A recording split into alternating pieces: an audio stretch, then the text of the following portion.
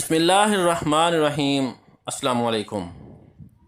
تقسیم ہند کے زمانے میں لاہور کے دو اشاعتی ادارے بڑے مشہور تھے۔ پہلا درسی کتب کا کام کرتا تھا، اس کے مالک میسرز اطہر چند اینڈ کپور تھے۔ دوسرا ادارہ گرچہ غیر مسلموں کا تھا، لیکن اس کے مالک پنڈت نول کشور قرآن پاک کی طباعت و اشاعت کیا کرتے تھے۔ نول کشور نے احترام قرآن کا جو معیار مقرر کیا تھا، وہ کسی اور ادارے کو نصیب نہ ہو سکا۔ نول کشور جی نے پہلے تو پنجاب بھر سے اعلیٰ ساکھ والے حفاظ اکٹھے کیے اور ان کو زیادہ تنخواہوں پر ملازم رکھا۔ احترام قرآن کا یہ عالم تھا کہ جہاں قرآن پاک کی جلد بندی ہوتی تھی، وہاں کسی شخص کو خود کشور جی سمیت جوتوں کے ساتھ داخل ہونے کی اجازت نہیں تھی۔ دو ایسے ملازم رکھے گئے تھے جن کا صرف اور صرف ایک ہی کام تھا کہ تمام دن ادارے کے مختلف کمروں کا چکر لگاتے رہتے۔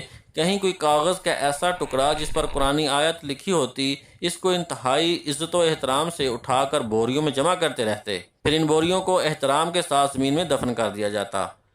وقت گزرتا رہا اور طباعت و اشاعت کا کام جاری رہا۔ پھر بر صغیر کی تقسیم ہوئی، مسلمان، ہندو اور سکھ نقل مکانی کرنے لگے۔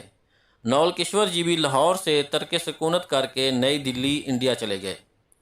ان کے ادارے نے دلی میں بھی حسب سابق قرآن پاک کی طباعت و اشاعت کا شام شروع کر دیا۔ یہاں بھی قرآن پاک کے احترام کا وہی عالم تھا۔ ادارہ ترقی کا سفر طے کرنے لگا اور کامیابی کی بلندی پر پہنچ گیا۔ نول کشور جی بوڑھے ہو گئے اور اب گھر پر آرام کرنے لگے، جبکہ ان کے بچوں نے ادارے کا انتظام سنبھال لیا اور ادارے کی روایت کے مطابق قرآن حکیم کے ادب و احترام کا سلسلہ اسی طرح قائم رکھا۔ آخر کار نول کشور جی کا وقت آخر آ گیا اور وہ انتقال کر کے خالق حقیقی سے جا ملے۔ ان کی وفات پر ملک کے طول و عرض سے ان کے احباب ان کے ہاں پہنچے۔ ایک بہت بڑی تعداد میں لوگ ان کے کریا کرم میں شریک ہونے کے لیے شمشان گھاٹ پہنچے۔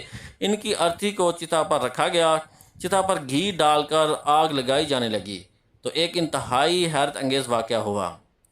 نول کشور جی کی چتا آگ نہیں پکڑ رہی تھی، چتا پر اور گھی ڈالا گیا، پھر آگ لگانے کی کوشش کی گئی، لیکن بسیار کوشش کے باوجود بے سود۔ یہ ایک ناممکن اور ناقابل یقین واقعہ تھا، پہلے کبھی ایسا نہیں ہوا تھا۔ لمحوں میں خبر پورے شہر میں پھیل گئی کہ نول کشور جی کی ارتھی کو آگ نہیں لگ رہی۔ مخلوق خدا یہ سن کر شمشان گھاٹ کی طرف اڑمٹ پڑی۔ لوگ اپنی آنکھوں سے دیکھ رہے تھے اور حیران و پریشان تھے۔ یہ خبر جب جامعہ مسجد دلی کے امام بخاری تک پہنچی تو وہ بھی شمشان گھاٹ پہنچے۔ نول کشور جی ان کے بہت قریبی دوست تھے اور وہ ان کے احترام قرآن کی عادت سے اچھی طرح واقف تھے۔ امام صاحب نے پنڈت جی کو مخاطب کرتے ہوئے کہا کہ آپ سب کی چتا جلانے کی کوشش کبھی کامیاب نہیں ہو پائے گی۔